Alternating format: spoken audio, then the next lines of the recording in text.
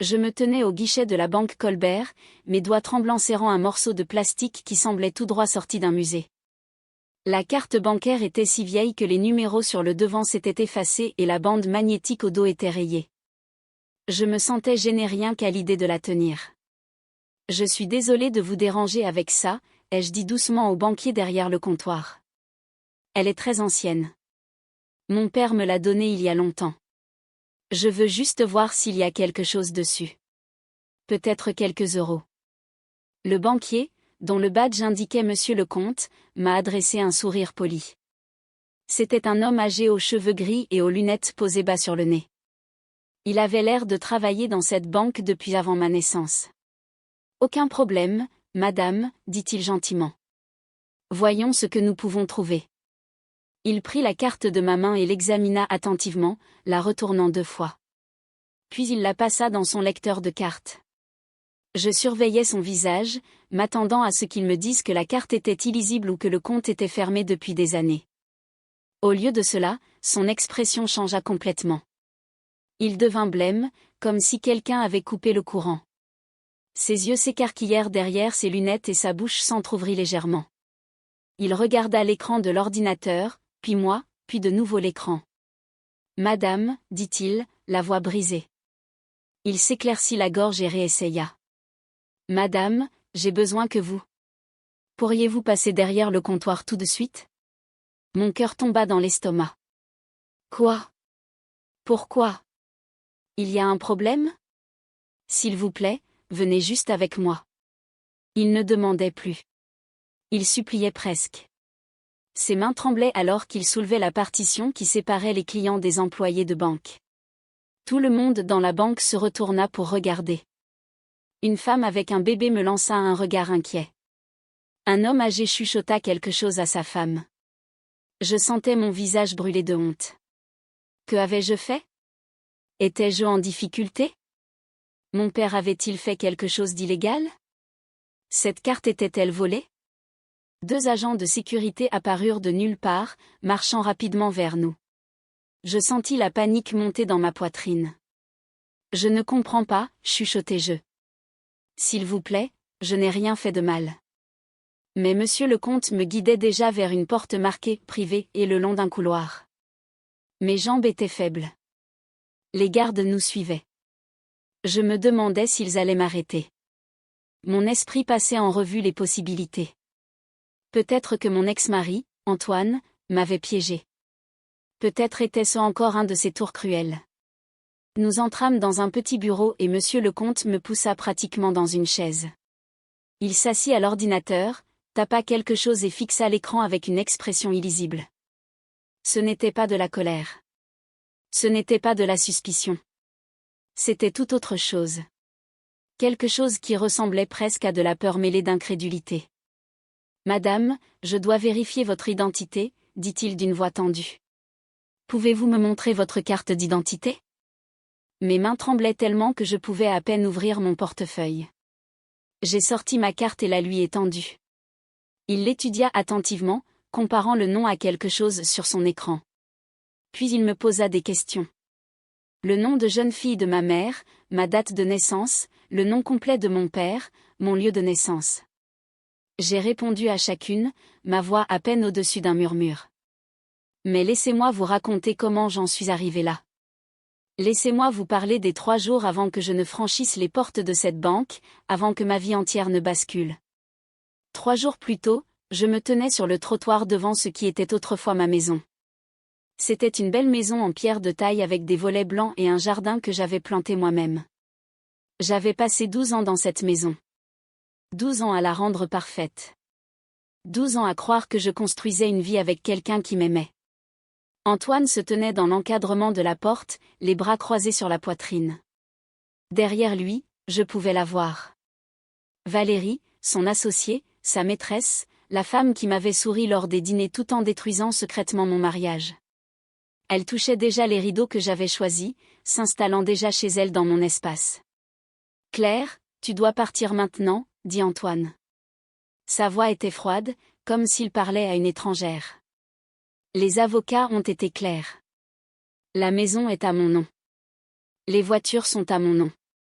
Les comptes bancaires sont à mon nom. Tu as signé le contrat de mariage. C'est fini.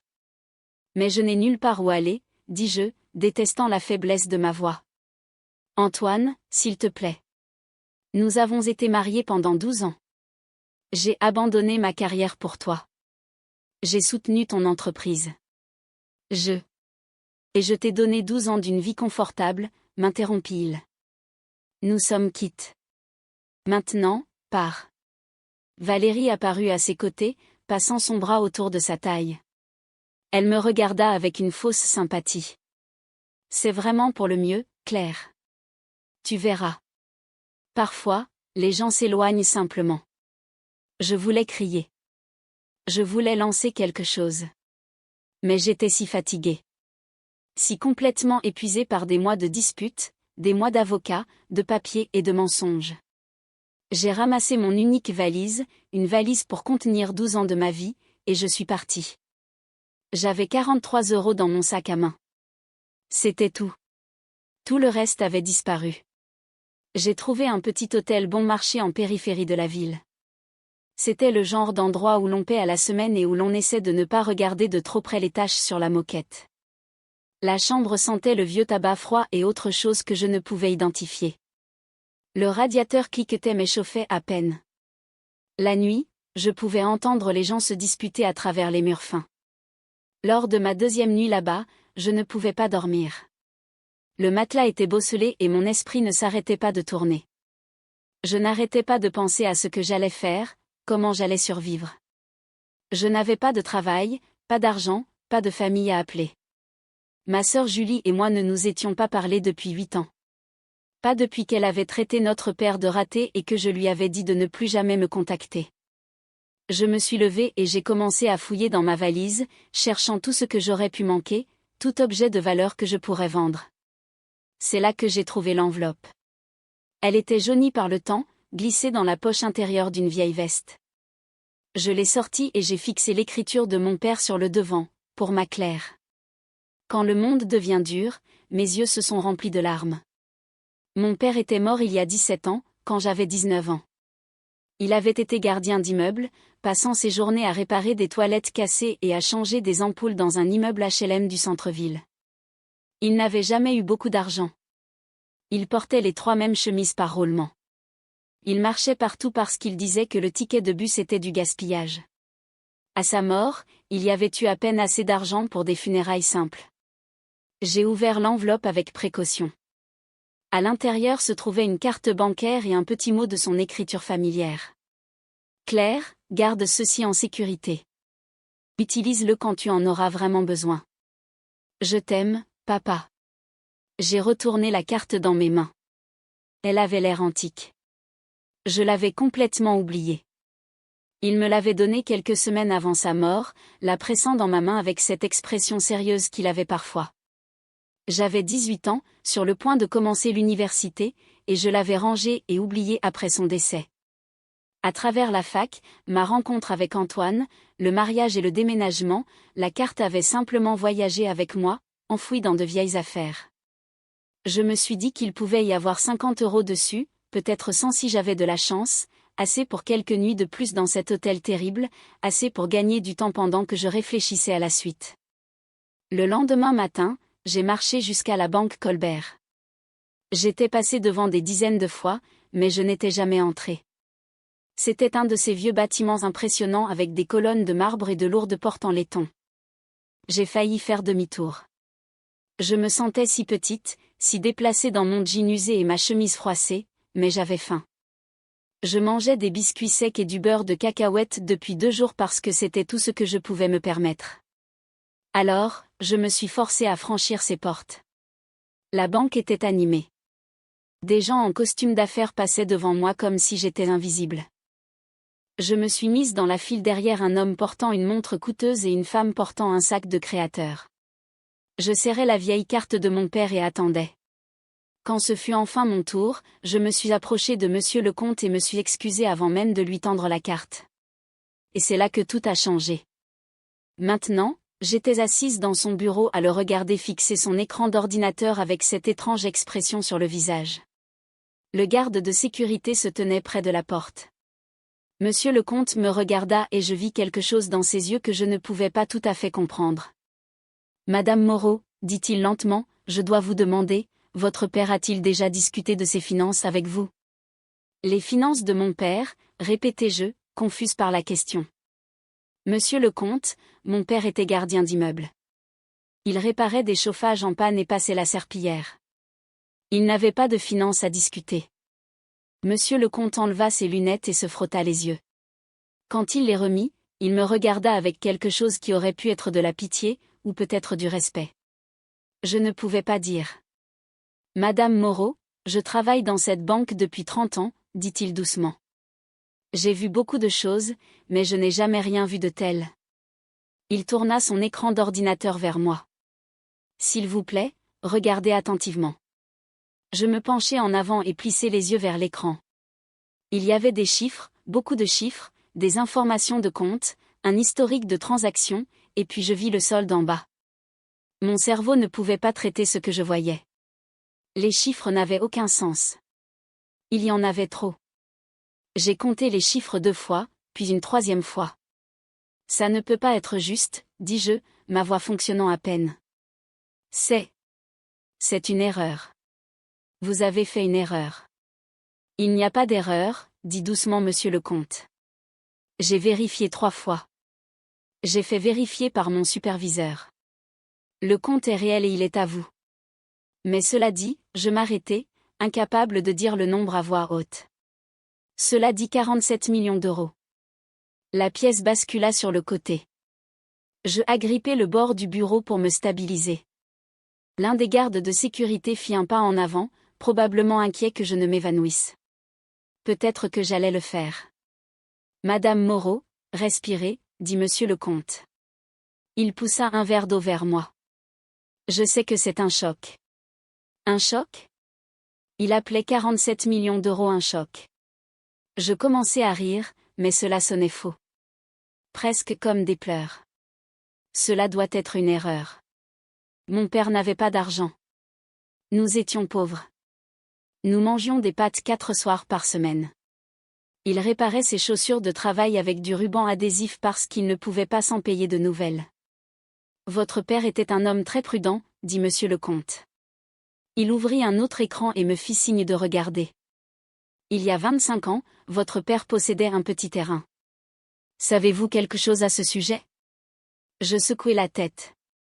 Mon père n'a jamais rien possédé. Nous étions locataires de notre appartement. Selon ses documents, il a hérité d'une parcelle de terrain de son oncle. C'était dans une partie de la ville dont personne ne voulait à l'époque. Zone industrielle, entrepôt, rien de spécial. Monsieur le comte fit défiler des documents sur son écran. Un promoteur a approché votre père pour l'acheter. Il prévoyait quelque chose de grand, mais le terrain était crucial pour leur projet. J'écoutais, ne comprenant toujours pas comment cela se connectait au nombre impossible sur cet écran. Votre père a vendu le terrain, poursuivit monsieur le comte. Mais il a été intelligent. Au lieu de simplement prendre un paiement unique, il a négocié un contrat. Il obtiendrait 5% de tous les bénéfices futurs de tout ce qui serait construit sur ce terrain. Le promoteur a accepté parce qu'il pensait que le pourcentage ne représenterait presque rien. Peut-être quelques milliers au fil des ans, mais quelque chose a changé, chuchotai-je, commençant à comprendre. Ils ont construit le complexe Tour Harel, dit monsieur le comte. Le connaissez-vous? Bien sûr que je le connaissais. Tout le monde dans la ville le connaissait. C'était un développement massif au centre-ville. Immeubles de bureaux, appartements de luxe, boutiques haut de gamme. Cela avait transformé un quartier entier. C'était construit sur le terrain de mon père. Sur l'ancien terrain de votre père, corrigea monsieur le comte. Et depuis 20 ans, 5% des bénéfices de ce complexe ont été déposés dans un compte de fiducie. Un compte qui devait vous être transféré à vos 18 ans. Mes mains tremblaient tellement que j'ai dû les joindre. Mais j'ai 35 ans. Pourquoi n'étais-je pas au courant? Monsieur le comte sortit d'autres documents. La banque a envoyé des lettres de notification à vos 18 ans, mais elles sont allées à l'ancienne adresse de votre père. Selon nos dossiers, vous aviez déménagé à ce moment-là. Vous étiez à l'université. J'ai hoché la tête lentement. J'ai pris une chambre en cité universitaire, puis une colocation. Je n'ai jamais mis à jour d'adresse parce que je ne pensais pas. Je n'avais pas de compte bancaire ou quoi que ce soit qui nécessitait une mise à jour. Les lettres sont revenues comme non distribuables, expliqua monsieur le comte. Le compte est resté dormant. L'argent a continué de s'accumuler, de grandir, de collecter des intérêts. Pendant 17 ans, il est juste resté assis ici à vous attendre. Je me suis levé brusquement, la chaise raclant contre le sol. Ça n'a pas de sens. Si mon père avait cet arrangement, si de l'argent rentrait, pourquoi vivions-nous comme ça? Pourquoi faisait-il un travail si dur? Pourquoi avons-nous lutté? Je ne peux pas répondre à ça, dit doucement monsieur le comte. Mais d'après ce que je peux voir dans ces dossiers, votre père n'a jamais touché à l'argent. Pas une seule fois. Chaque dépôt allait directement dans le fonds pour vous. Il l'a configuré de manière à ce que personne ne puisse y accéder sauf vous. Pas ses créanciers, pas les membres de sa famille, et surtout pas un conjoint que vous pourriez avoir. Le mot conjoint me frappa comme de l'eau froide. Attendez, vous dites que mon ex-mari ne pouvait pas toucher à cet argent? C'est exactement ce que je dis. Le fonds a été structuré très soigneusement. Il est à vous seul. En vertu de la loi, il ne pourrait pas être considéré comme un bien commun car c'était un héritage détenu dans un fonds irrévocable avec vous comme seul bénéficiaire. Votre ex-mari n'aurait eu aucun droit légal dessus même pendant le mariage. Je me rassis, l'esprit vacillant. Antoine, le divorce, la façon dont il avait tout pris et m'avait laissé sans rien. Savait-il pour cela? Madame Moreau, je dois vous dire autre chose, dit monsieur le comte, son expression devenant sérieuse. Ce compte a des alertes de sécurité. Il y a 3 mois, quelqu'un a fait une demande de renseignement à ce sujet. Ils ont utilisé votre nom et votre numéro de sécurité sociale, mais ce n'était pas vous. Nous avons refusé la demande et signalé le compte. Mon estomac se tordit. Il y a 3 mois. C'était juste avant qu'Antoine ne demande le divorce. Je ne peux pas spéculer là-dessus, dit monsieur le comte avec prudence. Mais je peux vous dire que quiconque a fait cette demande essayait de trouver des informations sur des comptes à votre nom. Ils allaient à la pêche, cherchant des actifs. Antoine avait engagé un détective privé. Je me souvenais avoir vu les frais sur notre relevé de carte bancaire avant qu'il ne me coupe de tout. Il avait prétendu que c'était pour les affaires, mais il enquêtait sur moi, cherchant tout ce qu'il pouvait prendre. Il savait, dis-je doucement. Ou du moins il soupçonnait qu'il pourrait y avoir quelque chose. C'est pourquoi il a précipité le divorce. C'est pourquoi il a été si cruel. Il me voulait désespérer et briser pour que je ne pense jamais à chercher ça. Monsieur le comte ne confirma ni ne nia ma théorie. Il me regarda juste avec ses yeux tristes et compréhensifs. « Qu'est-ce que je fais maintenant ?» demandai-je. Je ne comprends rien à tout ça. Je ne sais pas comment gérer ce genre d'argent. D'abord, je vais vous mettre en contact avec notre équipe de gestion de patrimoine privé, dit monsieur le comte. Ils vous aideront à comprendre vos options. Mais madame Moreau, vous devez prendre un avocat, un bon. Si votre ex-mari avant de cela, il pourrait essayer de contester le règlement du divorce. Mais vous avez dit qu'il n'avait aucun droit légal. Il n'en a pas, mais ça ne veut pas dire qu'il n'essaiera pas. Les gens font des choses étranges quand autant d'argent est en jeu. Monsieur le comte me tendit une carte de visite. C'est le meilleur avocat spécialisé en succession de la ville. Appelez-le aujourd'hui. Dites-lui que je vous envoie. Je pris la carte avec des doigts engourdis. Tout semblait irréel, comme si je regardais cela arriver à quelqu'un d'autre. Puis-je vous demander quelque chose, dis-je doucement. Pourquoi mon père a-t-il fait ça? Pourquoi a-t-il vécu dans la pauvreté alors qu'il aurait pu utiliser un peu de cet argent? Pourquoi a-t-il tant sacrifié? Monsieur le comte sourit tristement. Je pense qu'il voulait que vous ayez le choix, un vrai choix, le genre de choix qui ne vient qu'avec la liberté. Et il savait que si quelqu'un découvrait cet argent, y compris vous, tout changerait. Les gens vous traiteraient différemment. Peut-être que votre ex-mari vous aurait épousé pour les mauvaises raisons. Peut-être que votre vie aurait été différente d'une manière que votre père ne pouvait pas prédire. J'ai pensé à mon père vivant dans ce petit appartement, portant ses 3 mêmes chemises, marchant partout dans ses bottes rapiécées, tout en sachant qu'il avait des millions assis dans une banque. Tout ça pour que je puisse avoir ce moment, cette chance. Il m'a fait un cadeau, chuchotai-je. Oui, approuva monsieur le comte. Il vous a donné la liberté. J'ai quitté la banque par une sortie privée que monsieur le comte m'a montrée. Il a dit qu'il valait mieux que j'évite le hall principal où les gens pourraient être curieux de savoir pourquoi j'avais été escorté vers un bureau privé. J'ai marché pendant des pâtés de maison sans vraiment voir où j'allais. Mon esprit ne pouvait s'accrocher à une seule pensée. Chaque fois que j'essayais de traiter ce qui venait de se passer, l'information glissait comme de l'eau entre mes doigts. 47 millions d'euros. Les mots ne semblaient pas réels. Ils ressemblaient à quelque chose sorti d'un film ou d'un rêve. Je me suis retrouvée devant un café. À travers la vitrine, je pouvais voir des gens faire des choses normales, taper sur des ordinateurs portables, rencontrer des amis, se plaindre de leurs problèmes quotidiens. Je voulais être l'un d'eux à nouveau. Je voulais que mon plus grand souci soit de savoir si je pouvais me permettre un café crème. Au lieu de cela, j'ai sorti la carte de visite que monsieur le comte m'avait donnée. Le nom de l'avocat était imprimé en lettres noires simples, Maître Perrault. J'ai appelé le numéro avant de perdre mon courage. L'avocat a accepté de me voir l'après-midi même. Son cabinet était dans l'un de ces grands immeubles de verre du quartier des affaires où je m'étais toujours senti trop intimidée pour entrer. Mais maintenant, je traversais le hall comme si j'y avais ma place, car apparemment, c'était le cas. Maître Perrault était plus jeune que je ne le pensais, peut-être au début de la quarantaine, avec des yeux perçants qui semblaient voir clair en moi. Je lui ai tout raconté sur Antoine, le divorce, le compte bancaire, mon père. Il a écouté sans m'interrompre, prenant des notes sur un bloc-notes jaune. Quand j'ai fini, il est resté silencieux un long moment. Madame Moreau, dit-il enfin, je dois vous dire quelque chose, et vous n'allez pas aimer ça. Mon estomac se serra. Quoi ? Je vais devoir enquêter plus attentivement sur votre divorce, mais d'après ce que vous m'avez dit, je crois que votre ex-mari était au courant de ce compte, ou du moins il savait que quelque chose existait. Mais comment pouvait-il savoir ? Je ne savais même pas moi-même. Maître Perrault sortit son téléphone et passa un appel rapide.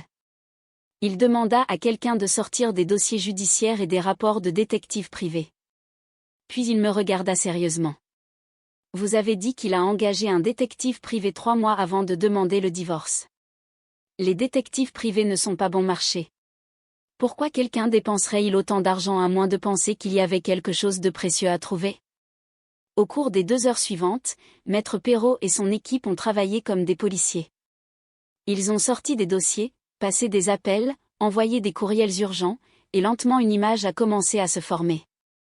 L'avocat d'Antoine avait accédé au registre de propriété publique. Ils avaient retrouvé le nom de mon père. Ils avaient trouvé la vente du vieux terrain. Ils ont découvert l'accord de participation aux bénéfices. Ils savaient que de l'argent allait quelque part. Ce qu'ils ne pouvaient pas trouver, c'était où. Le compte de fiducie était protégé par les lois sur la confidentialité, mais ils en savaient assez pour deviner. Votre ex-mari a demandé le divorce en sachant que vous pourriez avoir accès à des fonds importants, expliqua Maître Perrault. Mais il savait aussi que le compte était protégé. Il ne pouvait pas le réclamer lors du divorce en raison de la structure de la fiducie. Alors, il a fait la meilleure chose suivante. Il a pris tout ce qu'il pouvait légalement, vous a laissé sans rien, et a attendu. Attendu quoi ? Que vous découvriez l'argent, et que vous veniez volontairement à lui. Si vous aviez découvert ce compte alors que vous étiez désespéré et seul, vous auriez pu vous sentir reconnaissante envers lui pour les 12 années de mariage. Vous auriez pu proposer de partager. Les gens font des choses irrationnelles quand ils se sentent coupables ou obligés. La cruauté de la chose me donnait la nausée. Antoine n'avait pas juste voulu divorcer.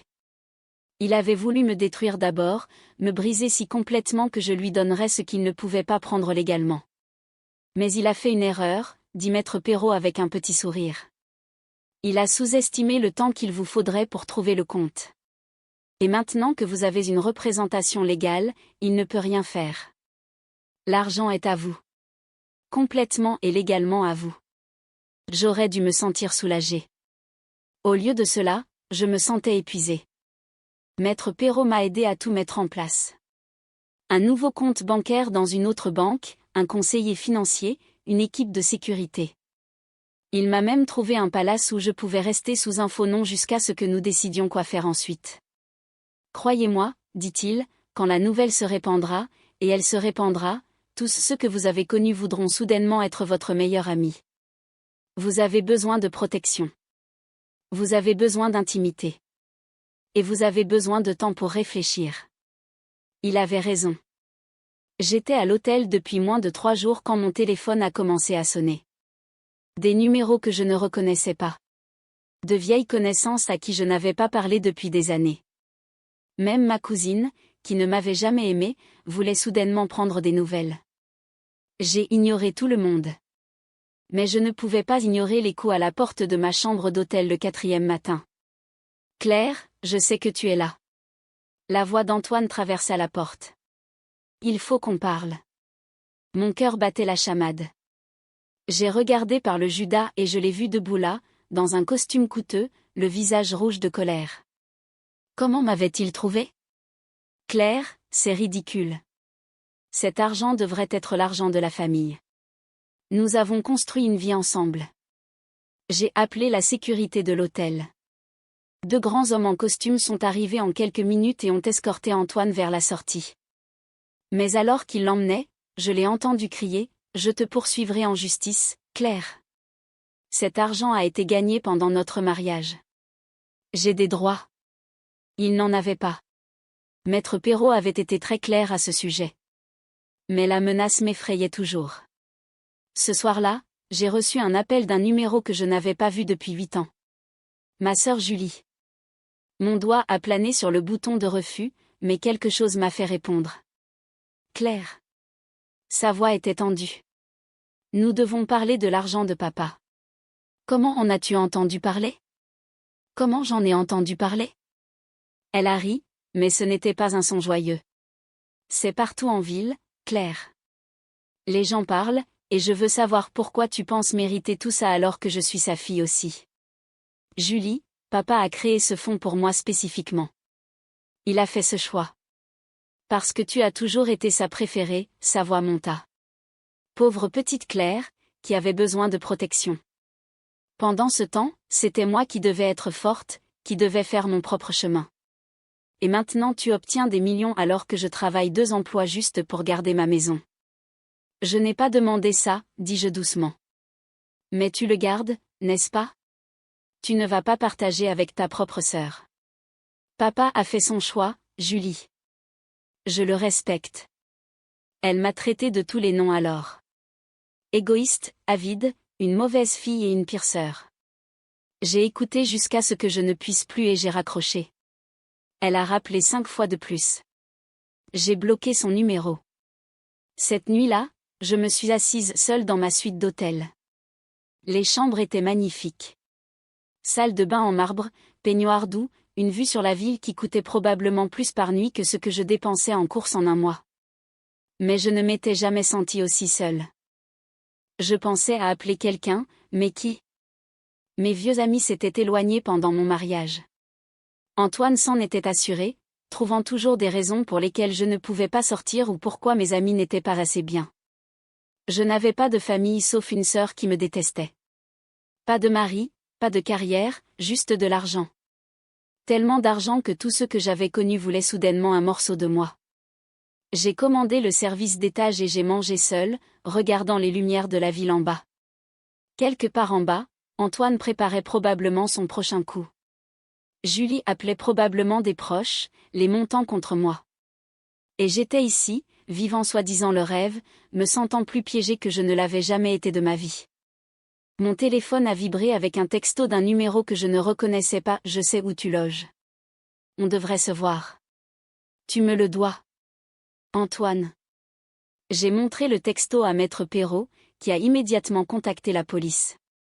Ils ont dit que ce n'était pas techniquement une menace, mais qu'ils le documenteraient au cas où. Cette nuit-là, je ne pouvais pas dormir. Je n'arrêtais pas de penser à ce que monsieur le comte avait dit. Mon père m'avait donné la liberté. Mais cela ne ressemblait pas à la liberté. Cela ressemblait à un nouveau type de prison, faite d'argent, de suspicion et de peur. Je me demandais ce que mon père me dirait s'il était là.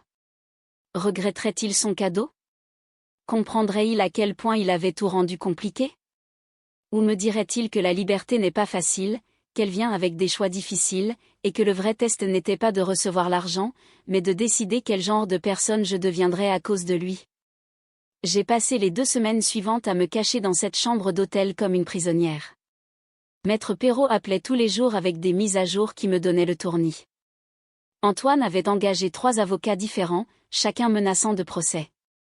Julie avait contacté un avocat aussi, prétendant que notre père n'était pas sain d'esprit quand il a créé la fiducie. Des cousins que j'avais rencontrés peut-être 2 fois dans ma vie envoyaient soudainement de longs emails sur la loyauté familiale et le partage des bénédictions.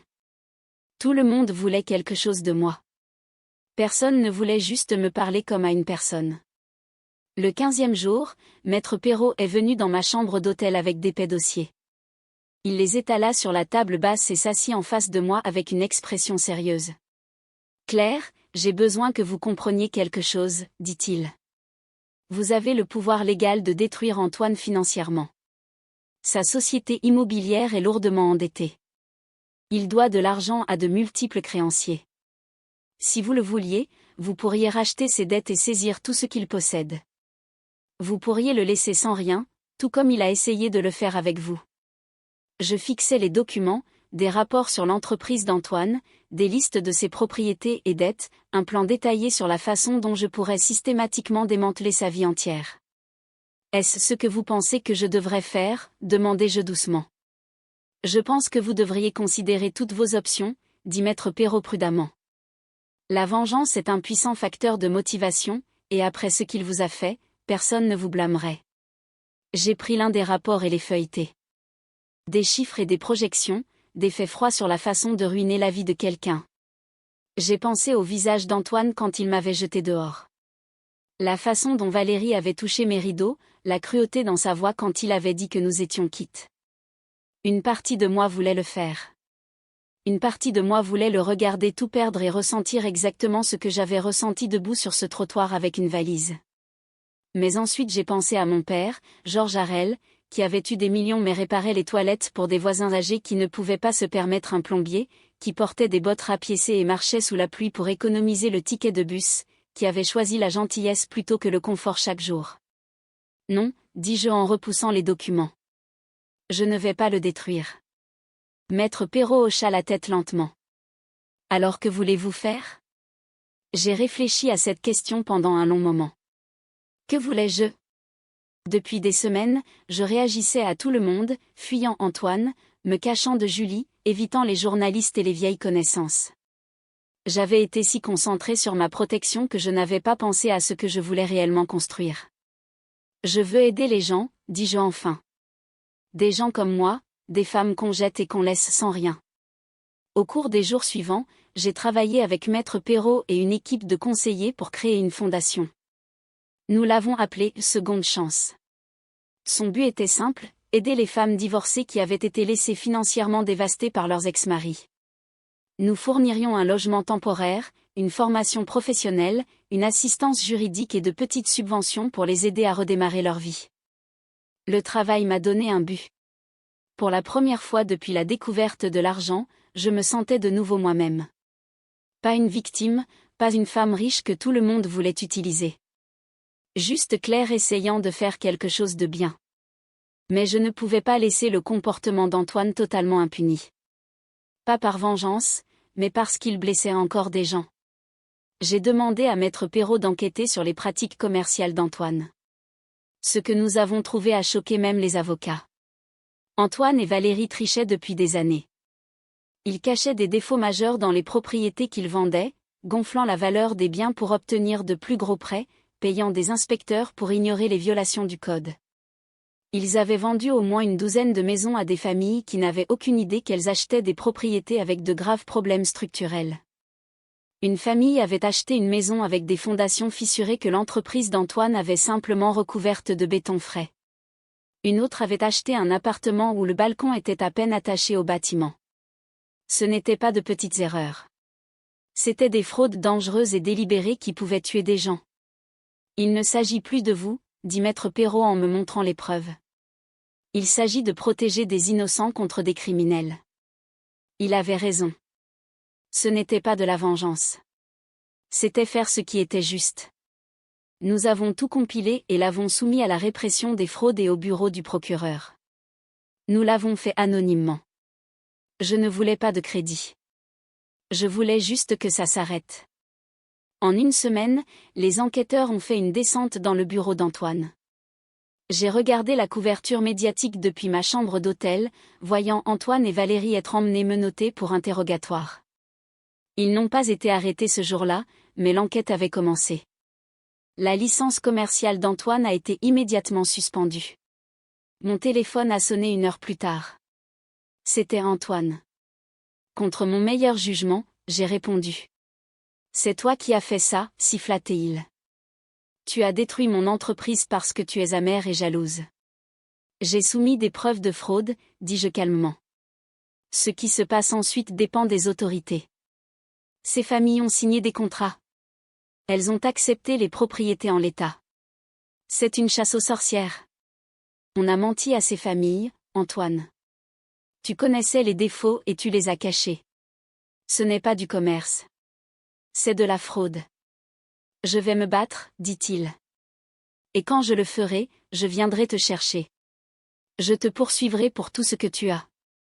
Cet argent aurait dû être le mien. L'argent n'a jamais été à toi, dis-je. Et il ne le sera jamais. Adieu, Antoine. J'ai raccroché et bloqué son numéro. Mes mains tremblaient, mais je ressentais quelque chose que je n'avais pas ressenti depuis des mois.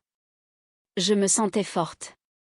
Quelques jours plus tard, Antoine a rappelé d'un numéro différent. Cette fois, sa voix était différente, plus petite, désespérée. Claire, s'il te plaît. J'ai besoin de ton aide. Quoi? L'enquête me tue. Mes investisseurs se retirent. Les banques réclament mes prêts. Je vais tout perdre. Il fit une pause. Je sais que j'ai eu tort. Je sais que je t'ai blessé, mais s'il te plaît, tu as les ressources pour m'aider. Nous avons été mariés pendant 12 ans. Ça doit compter pour quelque chose. J'ai pensé à ces 12 années, au bon moment avant que tout ne tourne mal. L'homme dont j'étais tombée amoureuse avant que l'avidité et l'ambition ne le changent. Une partie de moi avait pitié de lui. Mais une plus grande partie de moi se souvenait d'être restée sur ce trottoir avec une valise pendant que Valérie redécorait ma maison. Antoine, je vais te rencontrer pour un café, dis-je. Une fois, demain, et après c'est fini. Nous nous sommes rencontrés dans un petit café parisien, loin de tout endroit où nous avions l'habitude d'aller. Antoine avait l'air terrible. Son costume coûteux était froissé. Ses cheveux avaient besoin d'être coupés. Il avait des cernes sous les yeux. Merci d'être venu, dit-il alors que je m'asseyais. Je sais que je ne le mérite pas. Non, approuvai-je. Claire, j'ai fait des erreurs, d'énormes erreurs. Mais je te demande, s'il te plaît, aide-moi à traverser ça. Je te rembourserai. Je ferai tout ce que tu veux. Aide-moi juste.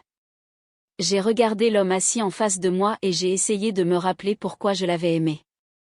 Mais cette personne était partie. Peut-être qu'il n'avait jamais vraiment existé. Non, dis-je simplement. Quoi? Non, Antoine. Je ne vais pas te sauver des conséquences de tes propres choix. Tu ne m'as pas seulement blessé. Tu as blessé des familles innocentes. Tu as bâti ton entreprise sur des mensonges et la fraude. Et quand tu as eu la chance de faire la bonne chose, tu m'as jeté dehors sans rien. J'ai fait une erreur. Tu as fait beaucoup d'erreurs et je ne suis pas intéressée à les réparer pour toi. Je me suis levée. J'espère que tu trouveras un moyen de t'en sortir, Antoine. Vraiment. Mais ce chemin ne m'inclut pas. Claire, attends. Adieu, Antoine. Je le pense cette fois. Vraiment, adieu. Je suis sortie de ce café et j'ai senti quelque chose se soulever de mes épaules. Ce n'était pas de la vengeance. Ce n'était pas de la satisfaction. C'était simplement la clôture. La fin d'un chapitre que je traînais derrière moi depuis trop longtemps. Cette nuit-là, j'ai pris une décision. J'avais fini de me cacher. 6 mois ont tout changé. J'ai quitté l'hôtel et emménagé dans un appartement modeste dans un quartier que j'avais toujours aimé. Pas un penthouse, pas un manoir, juste un 3 pièces confortable avec de grandes fenêtres et un petit balcon où je pouvais boire mon café du matin. Le loyer était probablement inférieur à ce que certaines personnes payaient pour leur mensualité de voiture, mais cela ressemblait à un chez-soi d'une manière que la grande maison avec Antoine n'avait jamais été. La fondation est devenue mon but. Seconde Chance avait aidé 37 femmes en seulement 6 mois. Nous avions fourni des logements d'urgence, les avions mis en contact avec des emplois, payé les fournitures scolaires de leurs enfants et couvert les frais juridiques pour les batailles de garde. Chaque femme avait une histoire différente, mais elles avaient toutes le même regard quand elles franchissaient nos portes pour la première fois. Ce regard perdu et effrayé que je reconnaissais parce que je l'avais porté moi-même. Les regarder reconstruire leur vie m'a donné quelque chose que je n'avais pas prévu. Cela m'a donné la paix. J'avais aussi acheté 3 immeubles d'appartements dans des quartiers populaires, non pas comme investissement pour faire du profit, mais pour fournir des logements abordables. Je gardais les loyers bas, réparais les choses rapidement et créais un endroit où les familles pouvaient réellement économiser de l'argent au lieu de se noyer dans les frais de logement. Plus de 200 personnes avaient maintenant des foyers stables, sûrs et décents grâce à ces immeubles. Les avocats m'envoyaient des rapports mensuels sur Antoine. Son entreprise s'était complètement effondrée sous l'enquête. Les accusations étaient assez graves pour qu'il risque la prison. Valérie l'avait quitté au moment où l'argent avait disparu, déménageant dans une autre région avec un nouveau petit ami. Antoine avait perdu sa maison, ses voitures, tout. Aux dernières nouvelles, il vivait dans un petit appartement et travaillait chez le concessionnaire automobile de son frère. Je ne ressentais rien en lisant ces rapports. Pas de satisfaction, pas de pitié, juste rien. Il était devenu un étranger pour moi, quelqu'un d'une vie dont je me souvenais à peine. Julie a essayé de me contacter quelques fois de plus, toujours avec des avocats ou des exigences. Quand cela n'a pas fonctionné, elle a essayé la culpabilité, envoyant de longs emails sur la famille et à quel point notre père serait déçu. Je n'ai jamais répondu. Maître Perrault gérait tout cela. Finalement, elle a abandonné. Par un après-midi frais d'octobre, je suis allée au cimetière des Chênes pour la première fois depuis que j'avais découvert la vérité sur l'argent. J'ai apporté des roses jaunes, les préférées de mon père, et j'ai marché dans l'herbe jusqu'à sa pierre tombale simple. Georges Harel, père bien-aimé, les dates de sa naissance et de sa mort. Rien de fantaisiste. C'est comme ça qu'il l'aurait voulu. Je me suis assise sur l'herbe à côté de sa tombe, sans me soucier qu'elle soit légèrement humide de la rosée du matin. Pendant un long moment, je suis restée assise là à regarder son nom gravé dans la pierre. « Salut, papa », dis-je doucement. Je suis désolée d'avoir mis si longtemps à revenir. Une brise fit bruire les arbres. Quelque part à proximité, un oiseau chantait. J'ai trouvé l'argent, continuai-je. Je suis sûre que tu le sais déjà, où que tu sois. Et je dois te dire quelque chose, pendant un moment, j'étais en colère contre toi. Je ne comprenais pas pourquoi tu vivais comme tu le faisais alors que tu aurais pu être confortable. Pourquoi tu nous as laissé lutter? Pourquoi tu as gardé tout ça secret? J'ai arraché un peu d'herbe, sentant les larmes commencer à monter. Mais je crois que je comprends maintenant. Tu m'enseignais quelque chose. Tu me montrais que l'argent ne définit pas qui tu es. Que la gentillesse et l'intégrité comptent plus que le confort. Que la personne la plus riche n'est pas celle qui a le plus d'argent, mais celle qui sait utiliser ce qu'elle a pour aider les autres. Les larmes ont débordé alors, coulant sur mes joues. Tu aurais pu me le dire. Tu aurais pu rendre ta propre vie plus facile, mais tu as choisi de me protéger à la place. Tu as choisi de t'assurer que j'apprenne d'abord les bonnes leçons. Et je veux que tu saches que j'essaie, papa. J'essaie d'honorer ce que tu m'as appris. Je lui ai parlé de la fondation, des immeubles d'appartements, des femmes que j'avais aidées et des familles qui avaient maintenant des foyers sûrs. Je lui ai parlé d'Antoine et de la façon dont j'avais choisi de ne pas le détruire, même si j'aurais pu. Je lui ai parlé du fait de s'éloigner de la vengeance et de choisir quelque chose de mieux. J'ai créé une bourse aussi, dis-je en essuyant mes yeux. À ton nom, la bourse Georges Harel. C'est pour les étudiants issus de familles ouvrières qui veulent aller à l'université. Des gamins dont les parents réparent des chauffages et passent la serpillière et travaillent dur mais n'ont pas d'argent en trop. Nous avons remis la première la semaine dernière. J'ai sorti mon téléphone et montré à sa pierre tombale une photo, même si je savais qu'il ne pouvait pas la voir.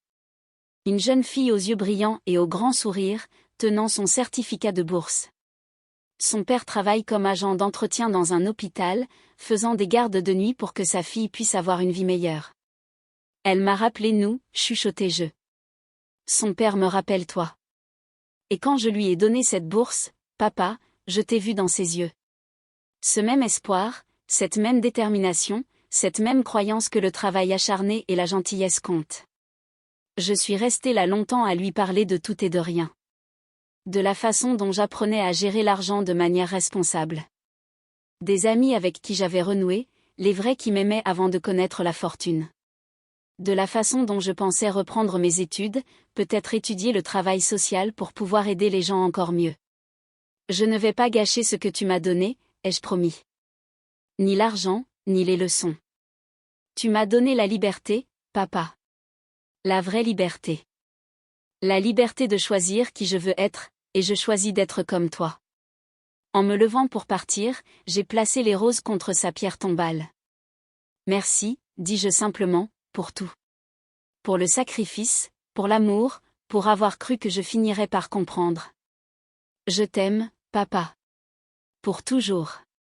Je suis retournée à ma voiture, me sentant plus légère que je ne l'avais été depuis des mois, peut-être des années. La semaine suivante, j'ai assisté à la cérémonie de remise des bourses à l'université locale. Il y avait des parents, fiers et les yeux larmoyants, regardant leurs enfants recevoir des opportunités qu'ils n'avaient jamais eues eux-mêmes. J'ai serré la main de chaque étudiant, les regardant dans les yeux et leur disant de travailler dur et de ne jamais oublier d'où ils venaient. La jeune femme dont le père était agent d'entretien est venue me voir après. « Merci, mademoiselle Moreau, dit-elle, la voix tremblante d'émotion. Cette bourse signifie tout pour ma famille. Mon père travaille si dur et maintenant il n'a plus à s'inquiéter de comment payer pour mes études. Je promets que je vous rendrai fière. » J'ai pris ses mains dans les miennes. Tu n'as pas besoin de me rendre fière. Rends-toi fière toi-même et un jour, quand tu en seras capable, aide quelqu'un d'autre comme quelqu'un t'a aidé. C'est tout ce que je demande. Elle a hoché la tête, les larmes aux yeux, et m'a serré dans ses bras. Son père s'est approché alors, un homme aux mains calleuses et aux yeux gentils portant son meilleur costume qui avait probablement été acheté dans une friperie. « Merci, dit-il, la voix épaisse. Vous ne savez pas ce que ça signifie. Ma fille, elle est si intelligente. Elle mérite cette chance. Mon père travaillait dur aussi. Je lui ai dit, tout comme vous. Il m'a appris que la meilleure chose que l'on puisse donner à quelqu'un n'est pas l'argent. C'est l'opportunité. Votre fille a une opportunité maintenant. Le reste dépend d'elle. » Ce soir-là, je me tenais à la fenêtre de mon appartement, regardant les lumières de la ville. J'ai pensé à la femme que j'étais il y a 6 mois, debout dans cette banque avec une carte usée et 43 € à son nom. Cette femme avait été brisée, perdue et effrayée. Elle était partie maintenant. À sa place se tenait quelqu'un de plus fort. Quelqu'un qui avait compris que la richesse ne se mesurait pas en euros, mais dans les vies que l'on touche et le bien que l'on crée. Quelqu'un qui savait que la meilleure vengeance n'était pas de détruire ses ennemis, mais de devenir quelqu'un qu'il ne pourrait jamais atteindre. J'ai pensé à Antoine, probablement amer et en colère quelque part, blâmant tout le monde sauf lui-même pour ses échecs. J'ai pensé à Julie, toujours rancunière et jalouse. Ils étaient piégés dans leur propre prison de colère et d'avidité. Mais j'étais libre. Vraiment libre. Non pas parce que j'avais de l'argent, mais parce que j'avais appris ce qui comptait vraiment. Mon téléphone a vibré avec un texto de l'une des femmes de la fondation. Elle venait de recevoir son premier salaire de son nouveau travail. Elle pleurait des larmes de joie.